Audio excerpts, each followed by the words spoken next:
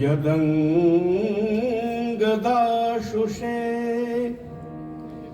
त्वमग्ने भद्रं करिष्यसि तवेतत्सत्यमङ्गिरः।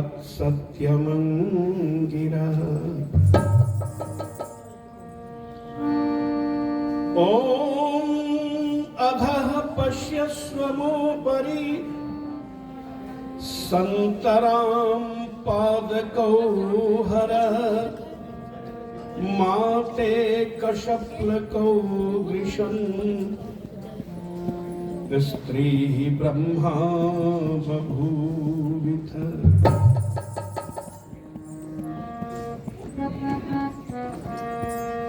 माताएं संसार की निर्माता है, इसीलिए तो माताओं जन्माता है। माता ही संसार में निर्माता है, इसीलिए तो माताओं जन्माता है।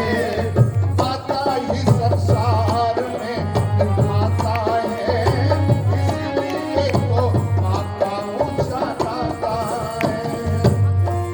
9 मास गर्भ में रखती माँ भारी संकट सहती। 9 मास गर्भ में रखती माँ भारी संकट सहती। बच्चे को खिलाती पहले खुद भूखी मरती रहती। ये प्यारी माता है, इसीलिए तो माताओं जन्माता है।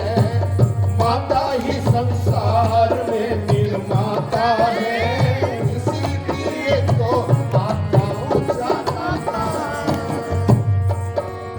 माँ चाहे तो बालक को कायर या क्रूर बना दे। माँ चाहे तो बालक को कायर या क्रूर बना दे। या बनकर जीजाबाई शिवा सा शूर बना दे। ये भाग्य विधाता है, इसीलिए तो माताओं जन्माता है। माता ही संसार की निर्माता है, इसीलिए तो माताओं जन्माता है। माता ही संसार में निर्माता है, इसीलिए तो माताओं जन्माता है। यदि चाहते राम को लाना कौशल्या को लाओ पहले। यदि चाहते राम को लाना कौशल्या को लाओ पहले। यदि चाहते कृष्ण जी आवे देवकी तो बनाओ पहले। अभय योग आता है, इसीलिए तो माताओं जन्माता है। माता ही संसार की निर्माता है, इसीलिए तो माताओं जन्माता है। माता ही संसार की निर्माता है, इसीलिए तो माताओं जन्माता है।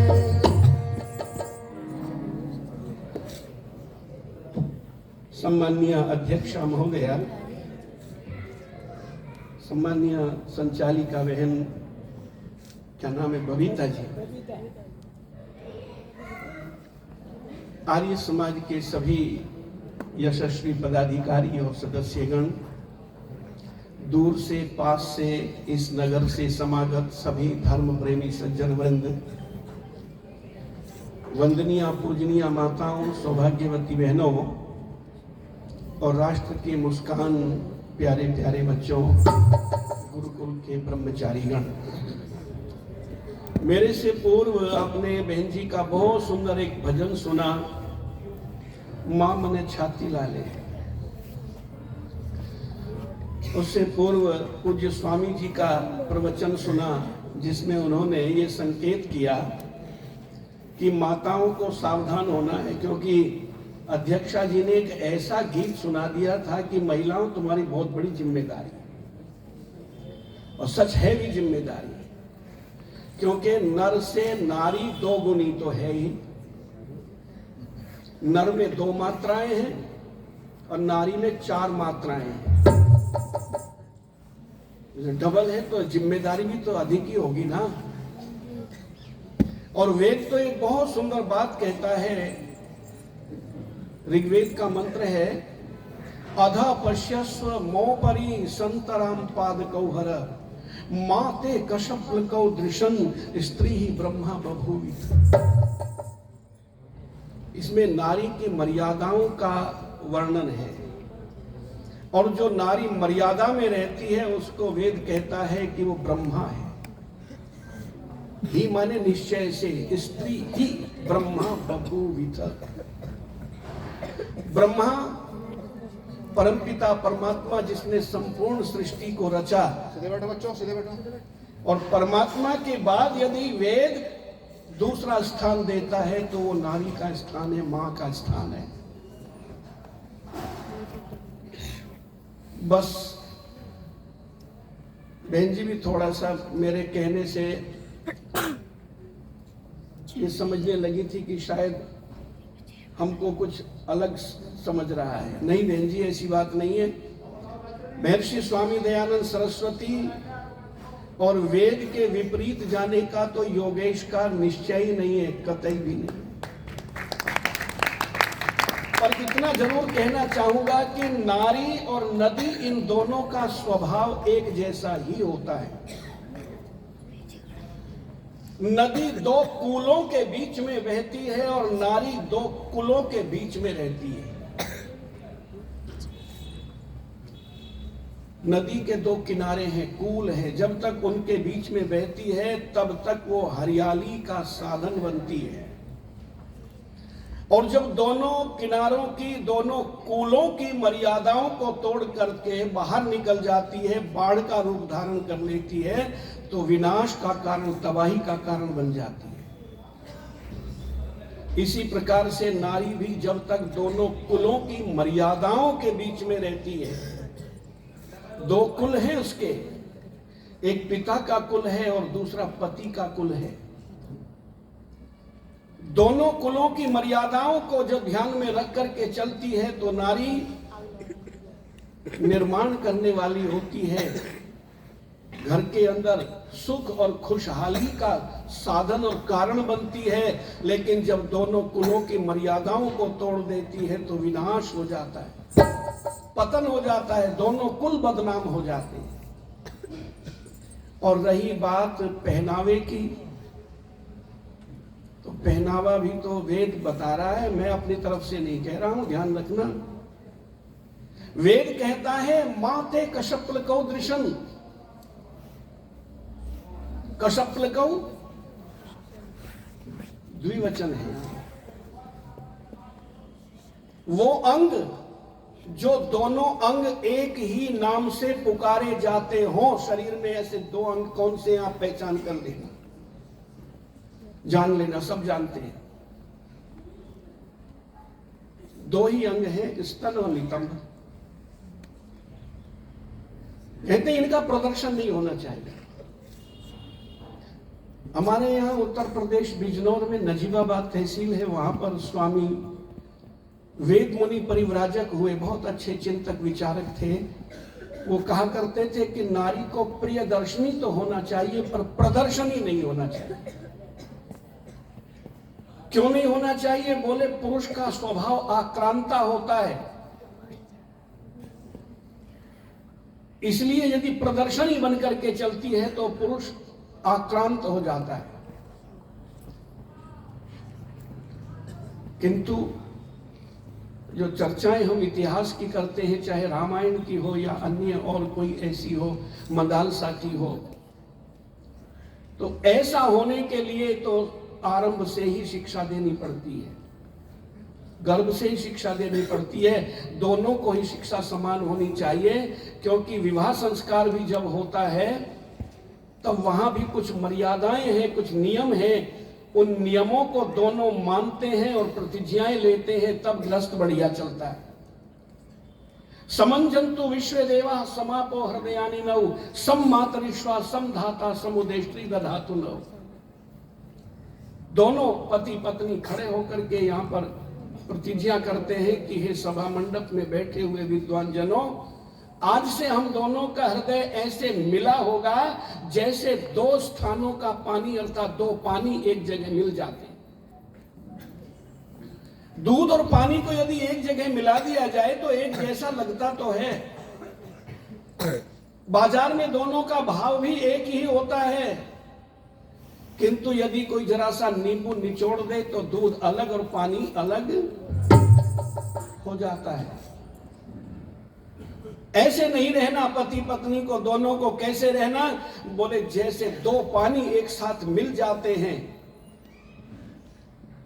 और उन्हें किसी भी लेबोरेटरी में ले जाकर के अगर कोई कहे कि अमुक अमुक स्थानों का दो जगह का पानी है, उस स्थान का अलग कर दो और उस स्थान का अलग कर दो, हो नहीं सकता। परिमाण में तो अलग हो सकता है किंतु परमाणुओं में अलग नहीं किया जा सकता। ऐसे मिलकर के चलना है। और देखो ध्यान रखना, विवाह संस्कार इस प्रतिज्ञा से शुरू होता है और सप्तपदी पर जाकर के पूर्ण होता है। वहां भी सातवां पद रखते हुए वर और वधू, दोनों वर वधू हो चुके, इससे पहले वर और कन्या थे। साथ साथ जब कदम रखते हैं तो सातवां पग रखते हुए कहते हैं सखे सप्तपदी भव सा माम अनुव्रता भव विष्णुस्त्वा नयतु पुत्रान विंदा वहीं बहुंस्ते संतु जरदष्टय।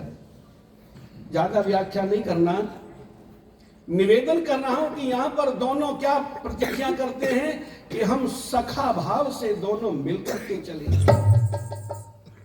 सखा किसे कहते हैं?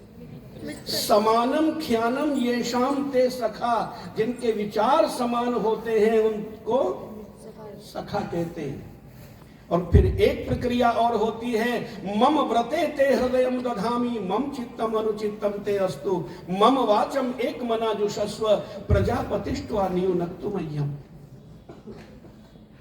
दोनों एक दूसरे के हृदय पर हाथ रख करके कहते हैं कि मैं मम व्रते ते हृदयम दधामि, मैं अपने व्रतों को तुम्हारे हृदय में धारण करता हूं। वधू भी कहती है कि मैं तुम्हारे व्रतों को अपने हृदय में धारण करती हूं।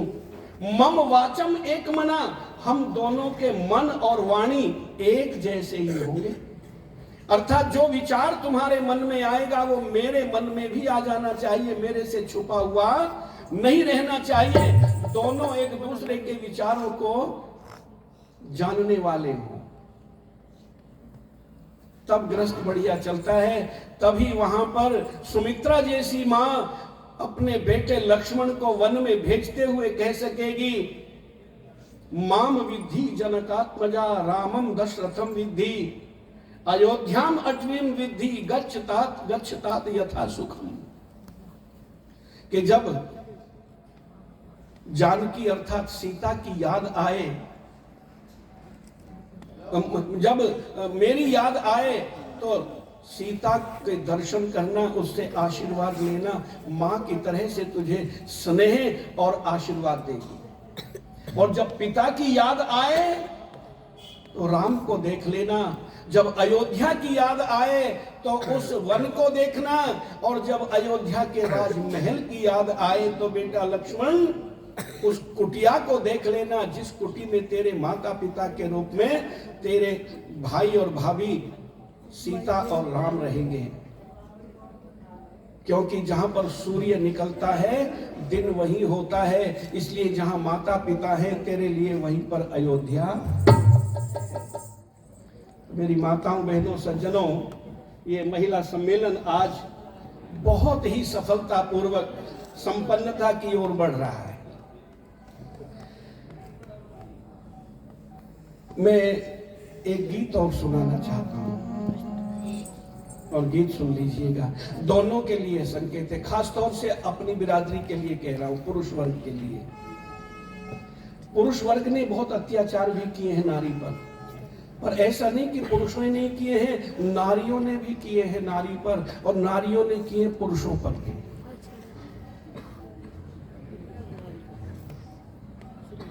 कभी कभी तो अब भी कर देती हैं। कार्तिक के महीने में त्योहार आता है, दीपावली से पहले, उसमें में व्रत रखती हैं, और वो व्रत किस लिए है पूछो तो कहेंगी कि इसलिए रखते हैं कि पति की आयु बढ़ती है, और इस व्रत में चांद निकलने तक कुछ भी न खाते हैं न पीते हैं। अच्छी बात है, आयु बढ़ेगी। और एक अपनी डिमांड पूरी कराने के लिए एक ऐसा अवसर ढूंढ रखा ये दिन इन्होंने, एक लंबी सी लिस्ट बना करके दे देती है। एक श्रीमान जी के सामने जब वो लिस्ट आई तो बजट से बाहर था सारा प्रोग्राम। वो कहने लगा, देवी जी ये जो आपने जेवर इसमें लिखे ना बनवाने के लिए, ये मैं नहीं ला सकता। तो बोली, पीऊं पानी?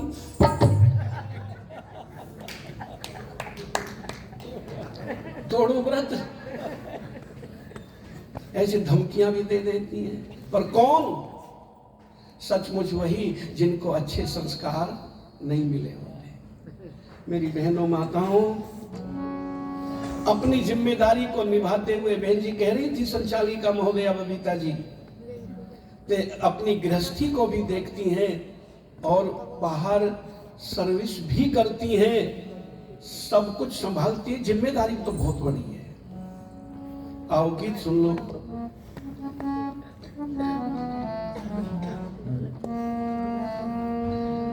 देती है जन्म मां बन कर के,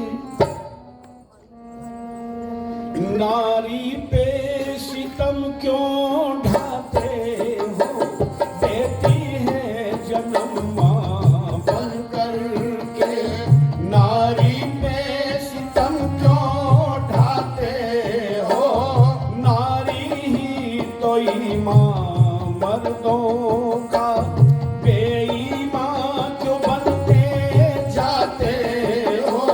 देती है जन्म मां बन कर के, नारी पे सितम क्यों ढाते हो? देती है जन्म मां बन कर के। एक कहने लगा, भाई साहब कोई विवाह मत करियो। पूछा क्यों?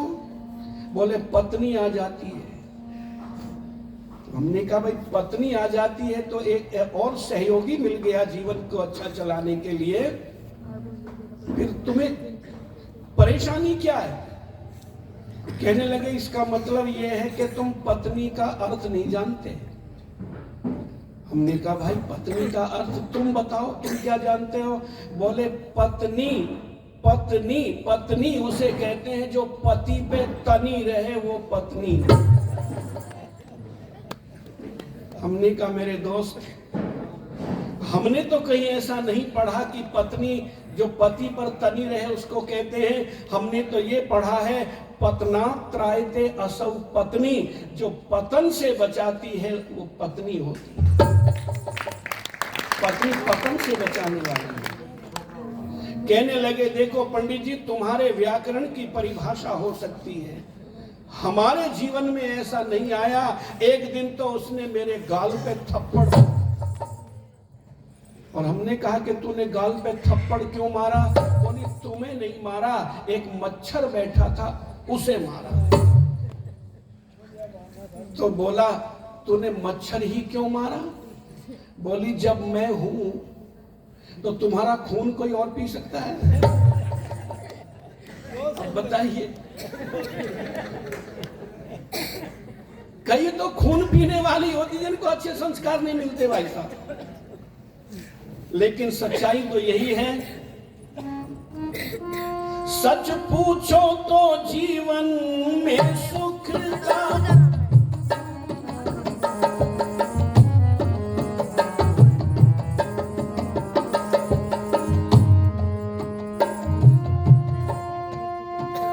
सच पूछो तो जीवन में सुख का वरदान ही नारी होती है।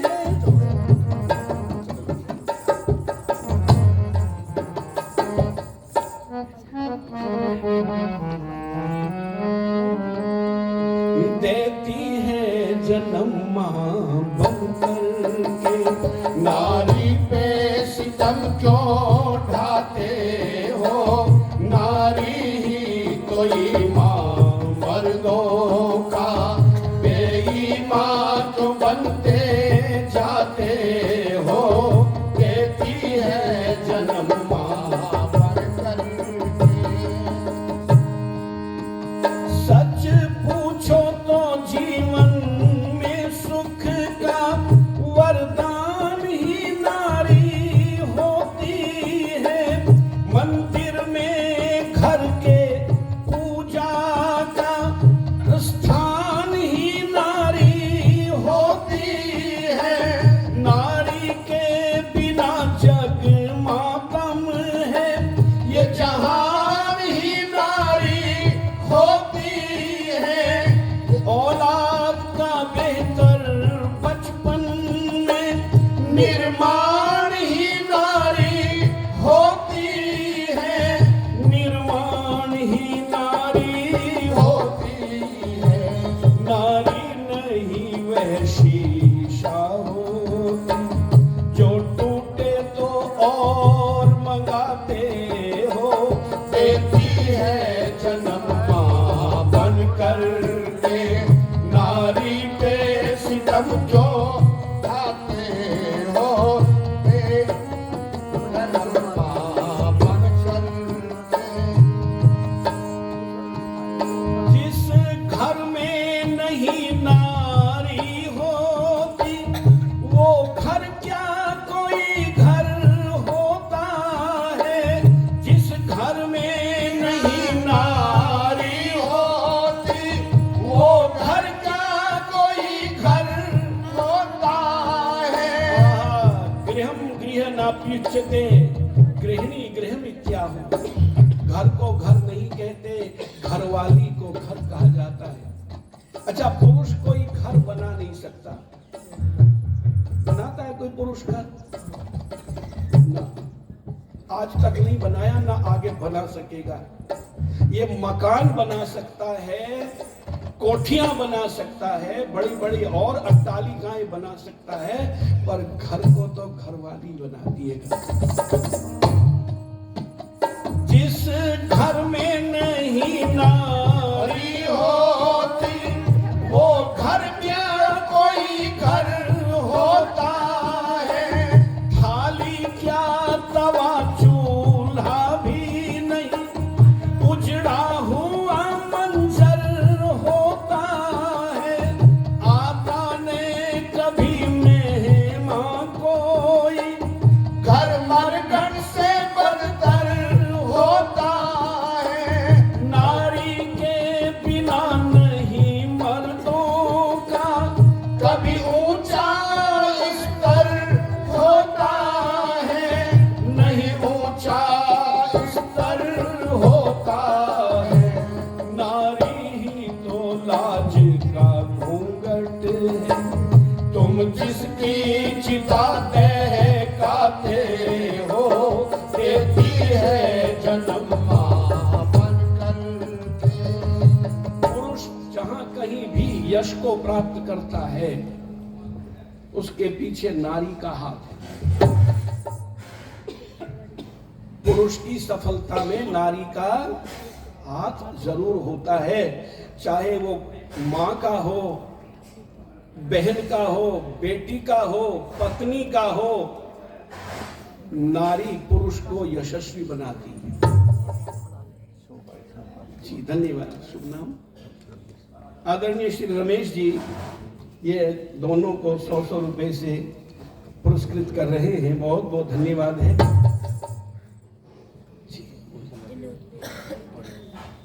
अच्छा अच्छा जी। सम्मान्य बहन कौशल्या देवी जी अपने आर्य समाज चरखी दादरी के प्रधान जी की धर्मपत्नी है, 100 रुपए दे रही हैं। बहुत बहुत धन्यवाद है परिवार के लिए, बहुत बहुत मंगल कामनाएं।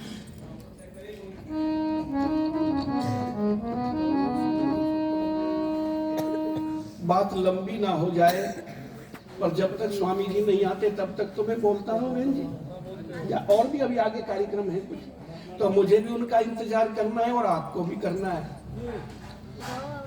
सहारनपुर में एक गांव है जी माननीय मंत्री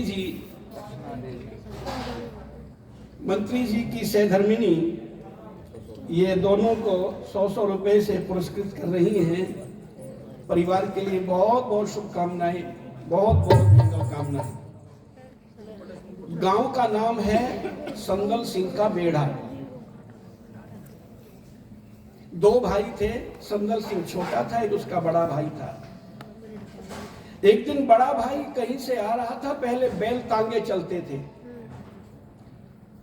शाम हो जाती थी तो किसी भी गांव में रुक जाते थे, अगर अपनी मंजिल तक नहीं पहुंचे तो वापस लौट रहे थे।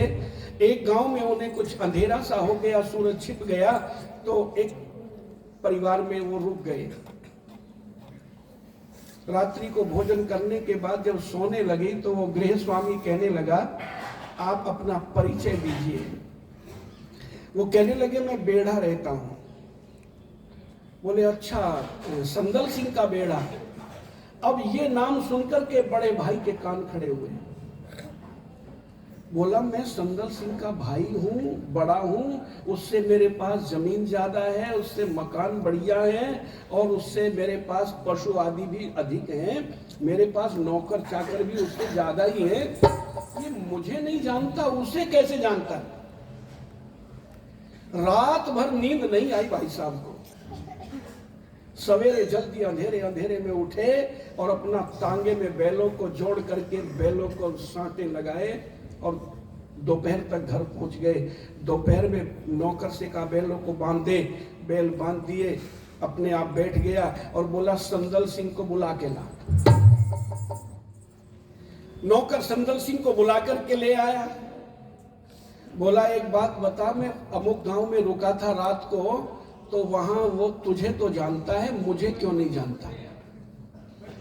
बोला, भाई साहब अब इसमें मुझे क्या पता, वो मुझे कैसे जानता है, आपको क्यों नहीं जानता? कहने लगे, ना कुछ तो कारण है। बोले, चलो कारण का भी पता लगा देते हैं। उस नौकर से कहा, जा तू हमारे घर जा और जाकर के मेरी पत्नी से कहना कि बाग में एक बारात रुकी हुई है और वो चौधरी संदल सिंह को पूछ रही है क्या? नौकर गया और जाकर के दरवाजा खटखटाया तो अंदर से आवाज आई, भाई कौन है रे? कहने लगे, जी मैं आपका नौकर हूं, बता बेटा कैसे आया? कहता है कि एक बारात आई है, बाग में रुकी हुई है और चौधरी संदल सिंह जी को पूछ रही है कि वो है क्या।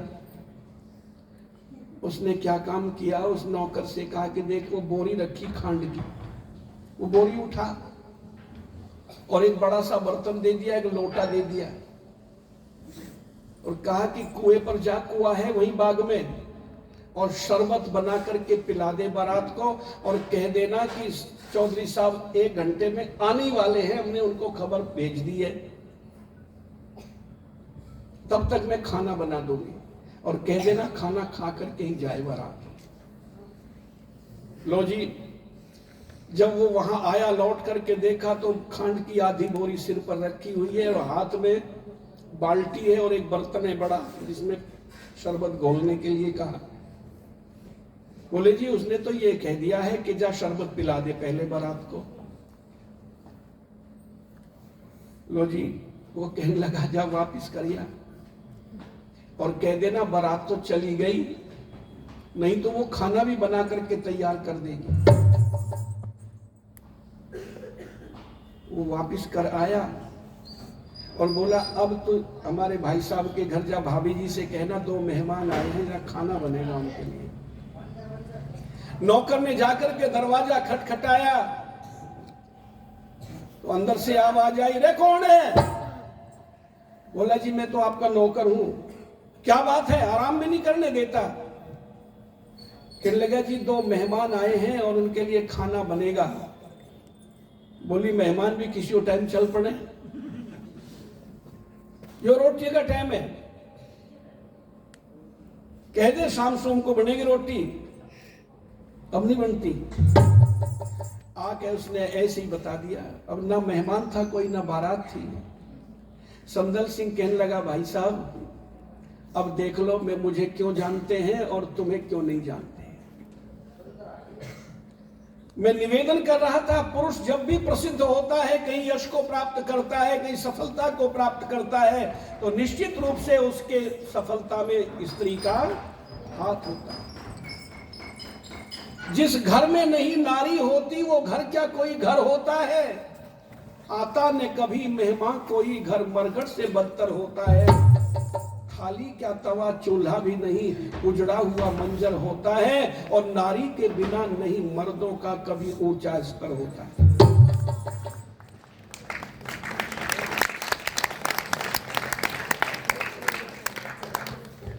पत्नी घर में नहीं है और मेहमान आ जाए, एक रंडवे का आ गया मेहमान, रात हो गई थी, ये तो सोने लगा था, उसने आकर नमस्ते करी, भाई साहब नमस्ते। नमस्ते भाई, इतना लंबा सांस लिया जैसे यहां से रोहतक। बोला आ जा भाई, बोले आ तो गया। कहने लगा रोटी भी खाओगा? कहने लगा हाँ भूखा हूं भाई, सुबह से चला, रोटी तो खाऊंगा। कहने लगा तो बता क्या एक रोटी खा लेगा? बोला 4 खा लूंगा। 4? सोचा ज्यादा मोटी मोटी बनावेगा, बोला भाई साहब 4 नहीं तो 3 खा लूंगा। तू 3 रोटी? उसने सोचा ज्यादा मोटी बनावेगा, मर्द की रोटी मोटी हो सके। कहने लगा भाई साहब 2 बना ले, 2 खा लूंगा। बड़े बड़े पहलवान नहीं खा सके 2 रोटी मेरे हाथ की, तू खा लेगा?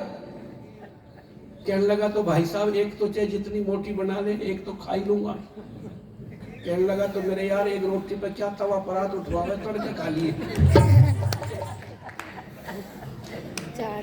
जिस घर में नहीं नारी होती वहां मेहमान भी कोई नहीं आता, और आ जाए बेचारा गैर वक्त तो भूखा सोना पड़ता है। आइए निवेदन कर रहा हूं मैं और कुछ। नारी ही जननी होती है, बेलाल बहादुर से जमकर। नारी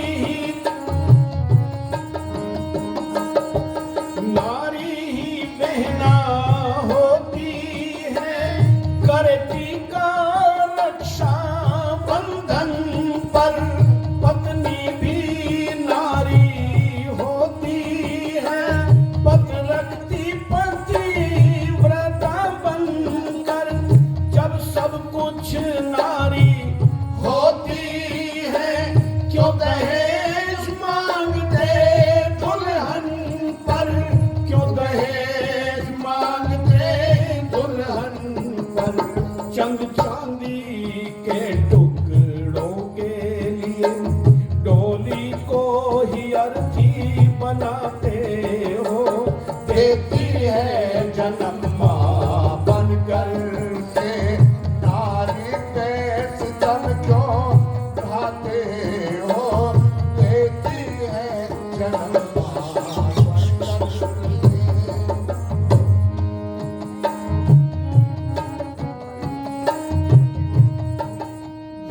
जन्म नारी पत्नी रूप में भी होती है, बेटी के रूप में भी होती है। अच्छा, वेद के अनुसार यदि कहा जाए तो ये पहले कन्या होती है। कन्या कमनीया भवती। कमनीया जिसकी कामना की जाती है, जो सुंदर होती है, अपने गुणों से भी उत्तम होती है, उसे कन्या कहते हैं। और जब विवाह हो जाता है तब वो वधू होती है। और जब गर्भ धारण करती है तब उसे धात्री कहते हैं। जब वो जन्म देती है तो उसको जननी कहते हैं। और जब जन्म देकर के वो संतान का निर्माण करती है तब उसे निर्मात्री कहते हैं, निर्माता कहते हैं। कितने ही रूप हैं।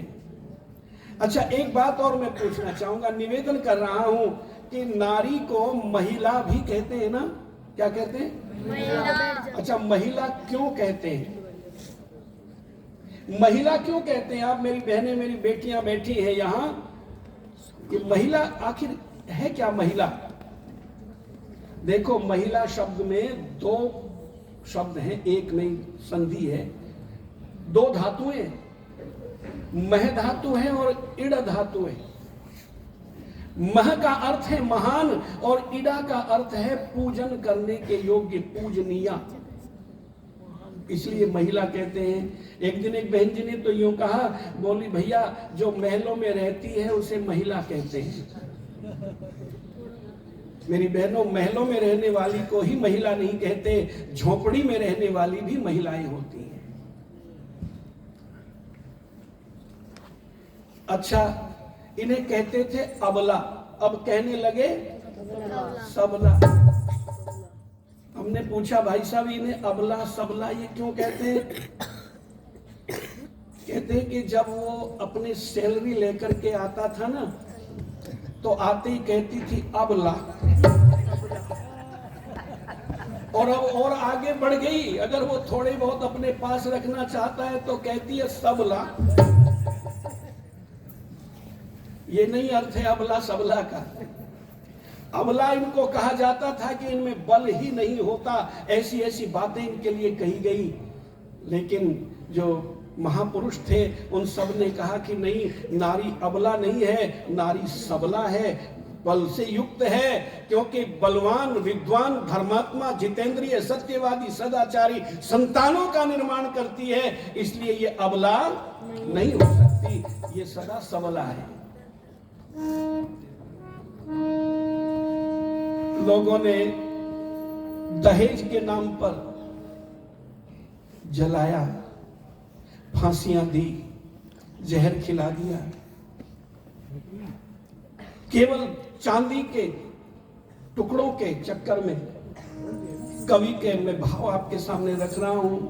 कवि कहता है, यदि जर से मोहब्बत शादी के, फिर क्यों गठबंधन होते हैं, क्यों मेहंदी रचाई जाती है, क्यों हाथों में कंगन होते हैं, शहनाई बजे क्यों खाने के, बारात को व्यंजन होते हैं, सिंदूर से मांग सजाते हो, क्यों मंत्रोच्चारण होते हैं, क्यों मंत्रोच्चारण होते हैं, कर्मठ क्यों बेचारी गुड़िया के,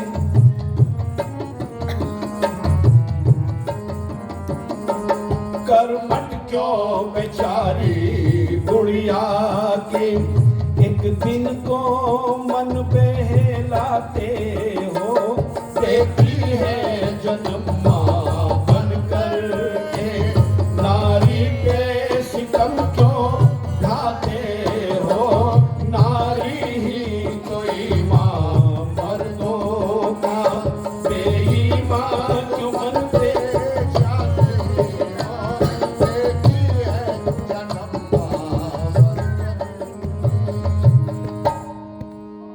सिंदूर से मांग सजाते हो, क्यों मंत्रोच्चारण होते हैं। क्यों ये नाटक किया जाता है? अच्छा, सिंदूर मांग में भरने का मतलब क्या है? क्या मतलब है? पूज्य स्वामी जी भी आ गए हैं, समय भी हो रहा है। सिंदूर के विषय में बता देना चाहता हूं। रोली है, एक मिनट, मैं भी आधे मिनट में चुप हो रहा हूं। सिंदूर, रोली, चूना और हल्दी मिला करके ये रंग बन जाता है।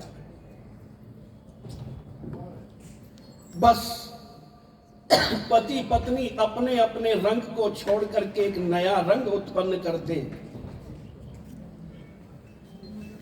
वो रंग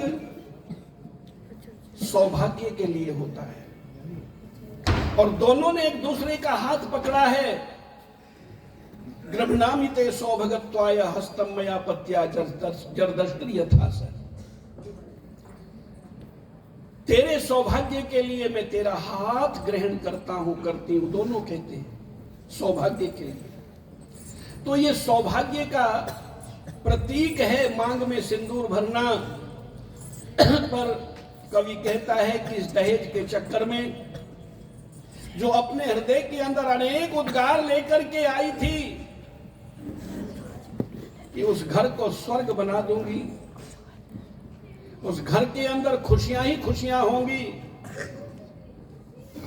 उनमें जिनको सताया गया, जलाया गया, मार दिया गया, अत्याचार जिन पर किए गए, न जाने उनमें कौन सी ऐसी है जो कौशल्या जैसी हो, जो राम जैसे पुत्र को जन्म दे। कोई सुमित्रा जैसी हो सकती है जो लक्ष्मण जैसे पुत्र को जन्म दे, कोई ऐसी माँ हो सकती है जो कैकेयी जैसी हो, जो भरत जैसे भाई को जन्म दे सकती है, कोई शकुंतला भी हो सकती है, कोई विद्योत्मा भी हो सकती है, मदालसा हो सकती है, गार्गी हो सकती है, लोपामुद्रा हो सकती है। अच्छा, ये सिस्टम तो चला था विवाह के बाद मरने मारने का, लेकिन इसी रोग ने एक दूसरा रोग ये पैदा किया जिसका आदरणीय क्या नाम है, आपने जो गीत लिखा है जी, हाँ अनु जी पुरिया जी, वो रोग जो पैदा हुआ है भ्रूण हत्या का, ये दहेज से ही उत्पन्न हुई बीमारी है ये को। और मैं निवेदन करना चाहता हूं कि ये दहेज का अब दूसरा रूप शुरू हो गया। दूसरा रूप क्या है? धन तो जो चाहिए चाहिए ही, वो ये भी कहते हैं जी लड़की कोई सर्विस करती है क्या, लड़की सर्विस वाली चाहिए, यह दहेज का दूसरा रूप है। मिटाओ इसे, ये दहेज बहुत भयंकर बीमारी है। इसने न जाने कितने बहनों को, उनके सपनों को चूर चूर कर दिया है, सपनों को राख कर दिया है, सब सपनों पर पानी फेर दिया है।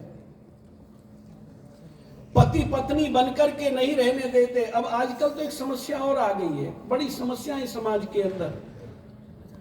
अच्छा, कल स्वामी जी भी कह रहे थे वो होने लगा वैलेंटाइन डे। ये वैलेंटाइन डे क्या है? एक पत्नी अपने पति को बहुत सताती थी, बेलन से सताती थी, बेलन से। अब वो कहने लगा कि देख, मैं जो कुछ कमाता हूं सब तुझे ला करके देता हूं, अब तो ये बेलन टांग दे। उसने कहा था बेलन टांग दे, लोगों ने समझा वैलेंटाइन डे हो गया।